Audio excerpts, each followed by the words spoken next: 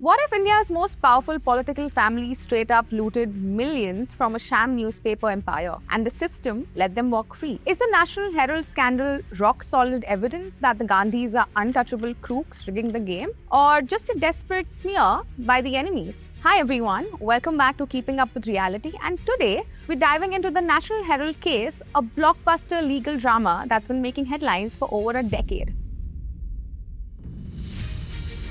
Gandhis named in fresh National Herald FIR. Rahul Gandhi, Sonia Gandhi and Sam Pitroda. The high-profile case revolves around how the Congress party and its leaders allegedly abused their position for personal gains. The FIR cites criminal conspiracy allegations.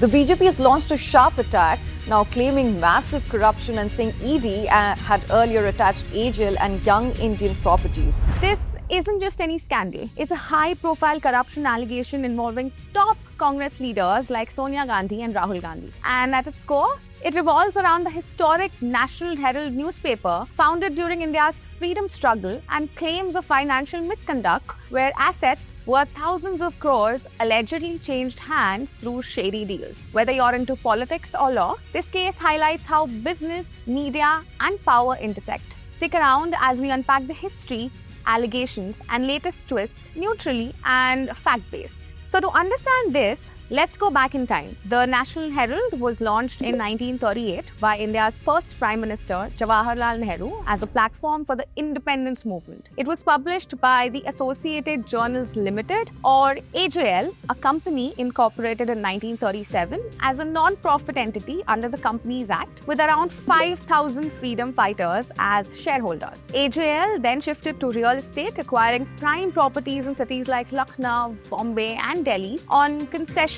government allotments meant for publishing. Now, the Congress party provided interest-free loans totaling over rupees 90 crore to AJL for revival. In November 2010, a new not-for-profit company called Young Indian Private Limited, or YIL, was formed, meaning it was meant for charitable purposes like promoting art, social welfare or journalism, with no dividends allowed and income restricted to those objectives. Sonia and Rahul Gandhi held 76% of YSL's share, with the rest owned by other Congress figures like the late Motilal Vora and Oscar Fernandez. YIL acquired the rupees 90 crore loan debt from Congress, and in settlement, AJL transferred its entire shareholding to YIL for just rupees 50 lakhs. Now, this effectively gave YIL control over AJL's prime real estate and assets across India, valued at around 2,000 crores today. Proponents say it was a legitimate revival effort, but we can call it a clever asset grab, potentially violating rules against the political parties engaging in commercial activities under the Representation of the People Act 1951 and Income Tax Act, which limits parties to voluntary contributions only. So the storm started in 2012 when BJP leader Subramaniam Swamy filed a private complaint in a Delhi court accusing the Gandhis and others of serious crimes under the Indian Penal Code, or IPC. Swamy alleged that the Gandhis used YIL as a front to hijack AJL's assets without any real investment, benefiting themselves and party insiders with rupees 90 crore loan written off disproportionately despite AJL's high value assets. Now, the Enforcement Directorate jumped in, claiming this violated the Prevention of Money Laundering Act, where proceeds of crime from the cheating were laundered through YIL to control AJL's properties. The ED says YIL was a vehicle for money laundering with no actual money flowing as a loan. It was all a sham, including fake donations to AJL, bogus advance rent of rupees 38.41 crore without agreements, and fictitious ads worth rupees 29.45 crore, often from Congress affiliates for non-commercial purposes like congratulatory messages. So let's map the roller coaster timeline. It began with Swamy's 2012 complaint. In 2014, a trial court summoned Sonia and Rahul as accused. They challenged it, but the Delhi High Court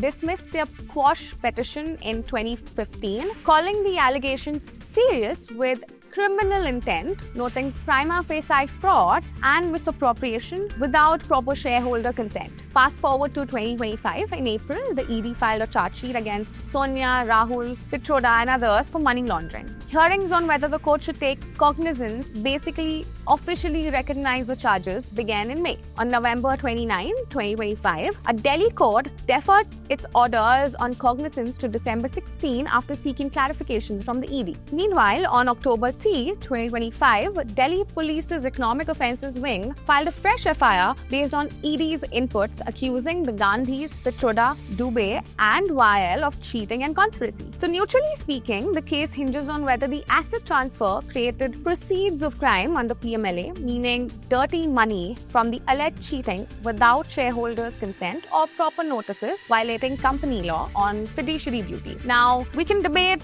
if a non-profit like YIL could legally acquire debts without foul play, especially since income tax labelled the loan a sham but allowed reassessment of the Gandhis' 2011 and 12 filings. The accused claim it's politically motivated with no personal enrichment and point to the loan's non-commercial purposes for revival. If convicted, legal implications could be severe, up to 7 years imprisonment and fines, up to 3 years and conspiracy matching the main offence. For PMLA, up to 7 years in jail, unlimited fines and permanent asset forfeiture of rupees 2,000 crore properties. Now, Rahul Gandhi, as an MP, could face disqualification under the Representation of the People Act if sentenced over 2 years, potentially barring him from elections for 6 years post-sentence. Politically, for Congress, it damages credibility amid electoral struggles, reinforcing BJP's narrative of dynastic corruptions and blurring public-private lines. So the broader implication, it tests political accountability in India, questions media ownership during freedom struggles,